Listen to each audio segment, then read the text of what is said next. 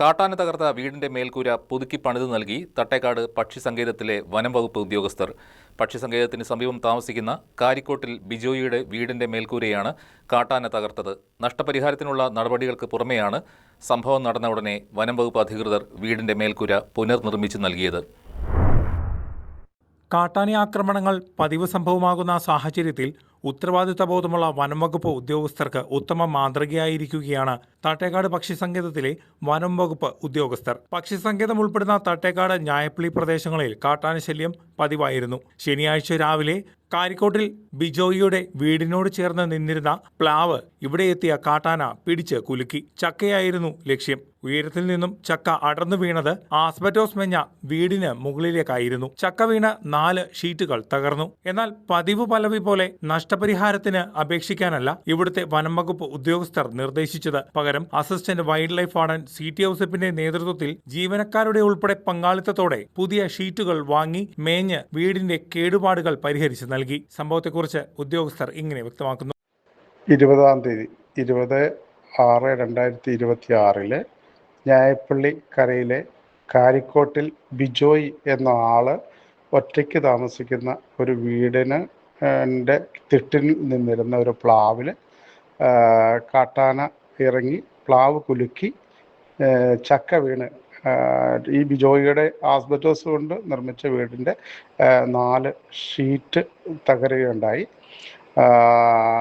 ഈ സംഭവം നടന്ന സമയത്ത് തന്നെ ബിജോയ് RRT ടീമിന് വിവരം അറിയിക്കുകയും RRT ടീം സ്ഥലത്ത് ചെന്നാണ് ആനയെ ഓടിച്ച് കളയുന്നത്. ജനവാസ മേഖല തന്നെയാണ്, അടുത്ത വീടുകളൊക്കെ ഉണ്ടായിരുന്നതാണ്. അങ്ങനെ ആന ഓടിച്ചു കളഞ്ഞു. രാവിലെ തന്നെ അസിസ്റ്റന്റ് വൈൽഡ് ലൈഫ് വാർഡനായ എന്നെ വിവരം അറിയിച്ചു.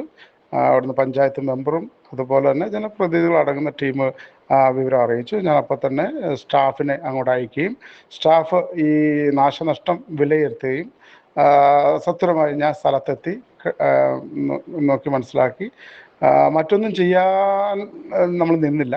നഷ്ടപരിഹാരവും അത് വരുന്ന വഴിക്ക് വന്നോട്ടെ, അതിനുള്ള അപേക്ഷ കൊടുത്തു വിട്ടോ എന്ന് പറഞ്ഞുകൊണ്ട് തന്നെ മുഴുവൻ ഷീറ്റുകളും മാറ്റി. ഏകദേശം 10 അടി നീളമുള്ള 4 ആസ്ബറ്റോസ് ഷീറ്റുകൾ വേണ്ടി വന്നു.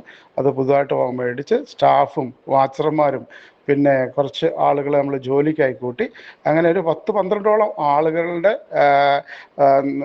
വളരെ ദ്രുതഗതിയിലുള്ള പ്രവർത്തന ഫലമായിട്ട് ടിയാൻ്റെ വീടിലെ മുഴുവൻ ഷീറ്റുകളും മാറ്റിവെച്ച് പൂർവ്വ സ്ഥിതിയിലാക്കി ഭംഗിയാക്കി കൊടുത്തിട്ടുണ്ട്. ഇത് ഒരു മാനുഷിക പരിഗണനയാണ്. എന്ന് പറഞ്ഞാൽ നമുക്ക് ഇവർക്ക് നഷ്ടപരിഹാരം അപേക്ഷ കൊടുത്ത് അക്ഷയ വഴി സമയബന്ധിതമായിട്ട് കിട്ടും. പക്ഷെ അതുവരെ നോക്കിയിരുന്നാൽ ആ വീടിൻ്റെ അവസ്ഥ പെട്ടെന്ന് നമുക്ക് മനസ്സിലായത് കൊണ്ടാണ് അങ്ങനെ ചെയ്തിട്ടുള്ളത്. അപ്പോൾ അത്രയും ജോലികൾ ഞങ്ങൾ എല്ലാവരും കൂടി, റേഞ്ച് ഓഫീസർ ഉൾപ്പെടെ ഫോറസ്റ്റർ ഉൾപ്പെടെ മറ്റ് സ്റ്റാഫ് വാച്ചർമാരെല്ലാം അതിൻ്റെ അകത്ത് ഒറ്റക്കെട്ടായി നിന്നു. അങ്ങനെ അത് നന്നാക്കി കൊടുത്തിട്ടുണ്ട്. അത് വളരെ ഏറെ സന്തോഷം നൽകുന്ന ഒരു പ്രവൃത്തിയായിട്ട് കാണുന്നു. ആന വീണ്ടും കയറാതിരിക്കാനുള്ള മുൻകരുതൽ നമ്മൾ എടുക്കുന്നുണ്ട്. ഫെൻസിങ് അടർത്തിയാണ് ഇവ കടന്നു വന്നിട്ടുള്ളത്. അപ്പോൾ ഫെൻസിങ് എല്ലാം പൂർവ്വസ്ഥിതിയിലാക്കിയിട്ടുണ്ട്. അപ്പോൾ RRTയുടെ ഒരു നിരീക്ഷണം ആ ഭാഗത്ത് നമ്മൾ കൂടുതലായിട്ട് ഇന്ന് മുതൽ ഏർപ്പെടുത്തുകയും ചെയ്യുന്നതാണ്.